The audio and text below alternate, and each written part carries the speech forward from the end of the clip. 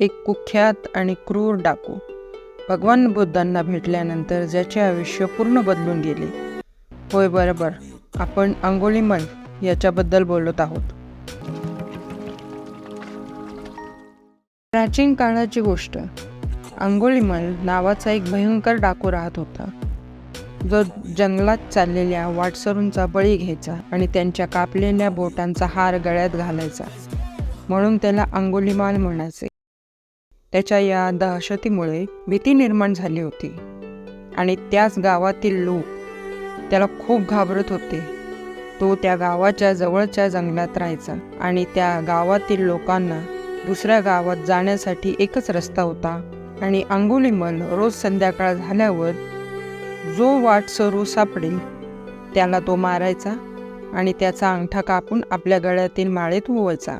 त्यामुळे या गावातील लोक संध्याकाळनंतर घराबाहेर पडायला घाबरायचे. एक दिवस गौतम बुद्ध त्यांच्या शिष्यांसह त्या गावात आले. त्यांच्याकडे सगळे गावकरी गेले आणि त्यांना अंगुलीमालबद्दल सांगितले. बुद्धांनी त्याच्याशी सामना करायचे ठरवले. त्यांना समजले की हिंसा आणि क्रूरता अंगुलीमालमध्ये कशामुळे आली. त्याच्या आयुष्यात घडलेल्या काही प्रकारांमुळे, लोकांनी दिलेल्या वागणुकीमुळे त्याच्यात ही भावना निर्माण झाली. संध्याकाळ झाल्यानंतर बुद्ध जंगलाच्या दिशेने निघाले. अंगुलीमालने पाहिले कोणीतरी वाटसरू येत आहे. बुद्ध पाय वाटेने चालत होते. ते अंगुलीमाल जवळून गेले. अंगुलीमालला खूप आश्चर्य वाटले. हा वाटसरू मला न घाबरता, माझ्याकडे न बघता निघून गेला. तसं पाहिलं तर अंगुलीमालला बघून कुणी घाबरले असते.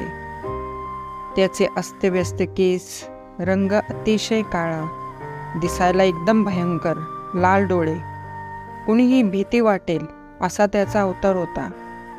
त्याने बुद्धांना जोरात हाक मारली, "ए थांब, कुठे चाललास?" तरी बुद्ध नाही थांबले. मग पळत पळत येऊन तो बुद्धांसमोर येऊन थांबला आणि तो म्हणाला, "मी थांब म्हणालो, तुला ऐकायला आले नाही का?" तरी बुद्ध चालत राहिले. मग अंगुलीमाल म्हणाले, "मी तुझ्याशी बोलतोय आणि पुढे पुढे कुठे चाललास? तुला माझी भीती नाही का वाटत?" तर बुद्ध म्हणाले, "नाही." त्यावर अंगुलीमाल म्हणाला, "मला सगळे घाबरतात, मी खूप शक्तिशाली आहे." त्यावर बुद्ध म्हणाले, "तू शक्तिशाली नाहीस, असेल तर सिद्ध कर." त्यावर बुद्ध म्हणाले, "एक काम कर, त्या झाडावरची पाने तोडून आण." त्याने पाने तोडून बुद्धांना दिली. त्यावर बुद्ध म्हणाले, "जा, ज्या झाडांवरून ही पाने तोडली ती परत त्या झाडाला जोड." त्यावर अंगुलीमाल खूप चिडला आणि म्हणाला, "तू काय वेडा आहेस काय? तोडलेली पाने झाडाला परत कशी जोडता येतील?" त्यावर बुद्ध शांतपणे त्यांना म्हणाले, "ज्या माणसांना तू जन्माला घालू शकत नाही त्या माणसांना तुला मारण्याचा अधिकार नाही." त्यावर अंगुलीमाल ओसळला आणि तो म्हणाला, "तुम्ही चार चौघांसारखे नाहीत. कोण आहात तुम्ही?"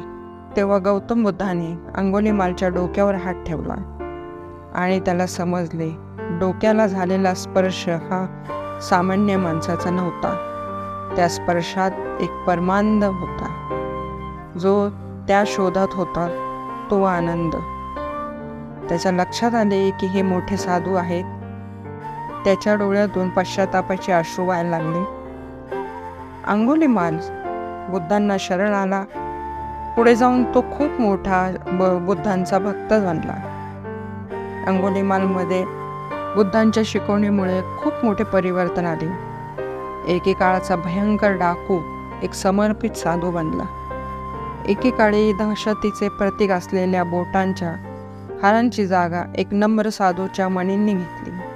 बऱ्याच वेळा असं होतं की आपल्याला ज्या गोष्टीची भीती वाटते त्या गोष्टीपासून आपण लांब पळण्याचा प्रयत्न करतो. आत्मविश्वासाने आणि धैर्याने तोंड दिले तर ती भीती राहतच नाही. बुद्धांच्या या गोष्टीतून आपल्याला हेच शिकायला मिळते. अशा छान गोष्टी ऐकण्यासाठी आम्हाला लाईक, शेअर आणि सबस्क्राईब करायला विसरू नका. नमस्कार.